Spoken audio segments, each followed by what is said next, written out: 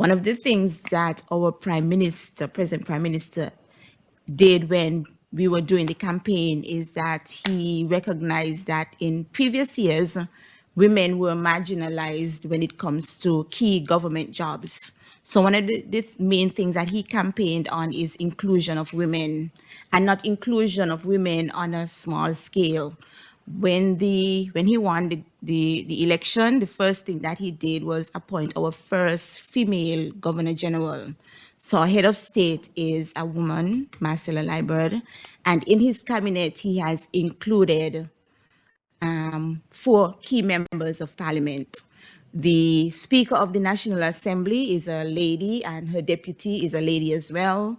The national security, head of national security on our country as well is a woman. So he has changed the perspective in terms of inclusion of women in key positions. So when I saw the case study, I felt excited because I recognize that our country has already included this perspective and has already moved when it comes to the UN aspect of it. I'm new, as I said, I'm new. So what are they? What are the things called? The UN? SDGs? Yes, the SDGs. Yeah, he has already made a move when it comes to implementing some of the SDGs. So I just wanted to share my country's move when it comes to that. Thank you. Yes, thank you so much for sharing. It's always great to hear stories about positive change that are happening. And also welcome. We hope to see you at many future programs. Yes. Wonderful. Who else? I can share one from the chat quickly too. So we have Odette from South Africa. And Odette said, I agree that as women try to push forward, they are forced multiple steps backwards.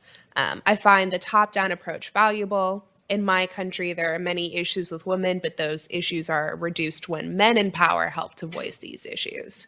Their support, however, was triggered by the outcry of multiple women.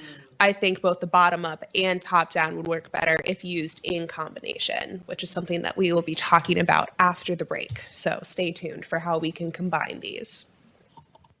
Fantastic. Anyone else want to give us their thoughts? Oh, great. Big group. Can jump in. I think that a reflection that we try to share at all level is that it's important how to change the narrative politically in order to achieve the same result, because sometimes I was giving an example for my home country, Italy. We have for the first time a president, for the first time female, but the wording on like women rights and all this kind of thing, the narrative is very left. So also we have like cases, be the president, it's gender neutral, but for us it's not. So she uses the masculine article just because it was used to call the president with the male name. But she's progressing because she's the first woman and she's doing things for women, but she doesn't want to say these things as the left party is saying. So one thing that is important is to, in order to go to the same approach, to really understand how to change the political narrative.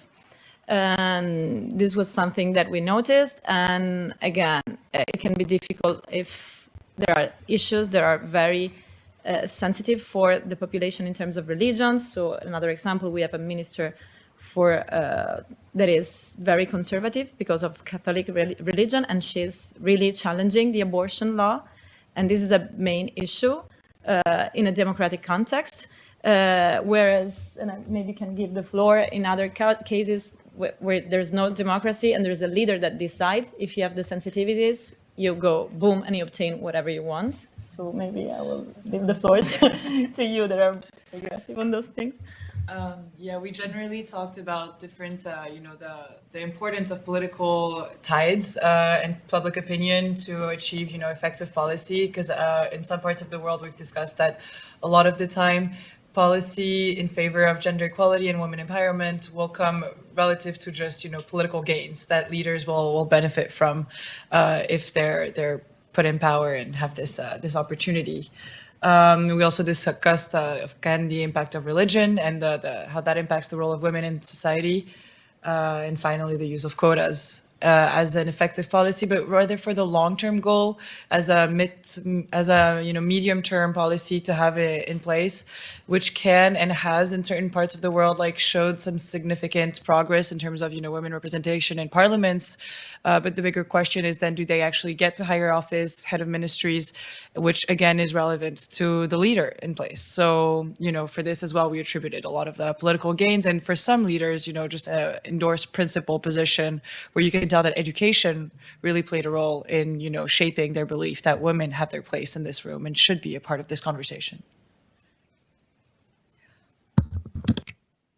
Yeah, fantastic. And thank you for including a number of perspectives there. You're absolutely right that there can be all sorts of things that intersect with the cause of women. Right here, you raised the example of a first female president who is right-leaning in her beliefs and party, right? And so figuring out what is a way to advance women that doesn't, I guess from her perspective, she's worried about aligning with the left, right, in the country. So that can be very thorny.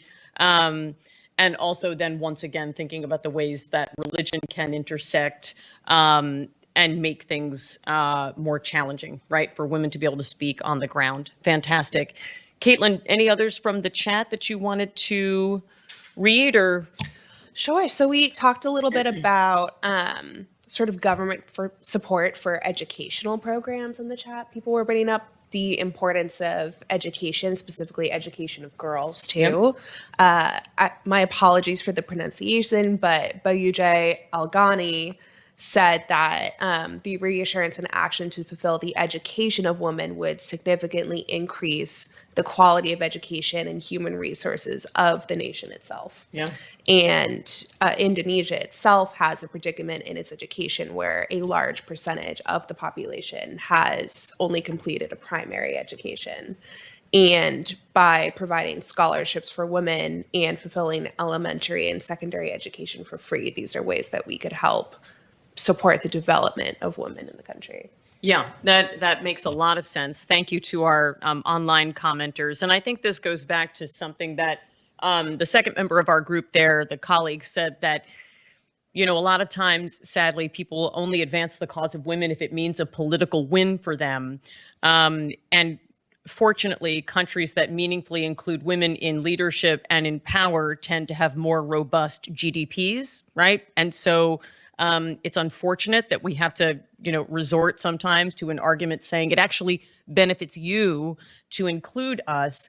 But it is no accident, right, that when women are elevated, that countries prosper. When women are elevated at the peacemaking table, going back to what Christina said at the very beginning, that peace agreements are more meaningful, inclusive, and they stick. They stick for longer. So it's a compelling case. I'm wondering whether we've reached the point where we should take a short break. All right, so let's go ahead and do that. It's 11:34. We're going to give you all 10 minutes for a bio break and for some coffee. We'll come back at 11:44 and talk about a robust method for creating change and how we might apply this to the gender inclusivity context. All right, so feel free to get your coffee and we'll see you back at 11:44.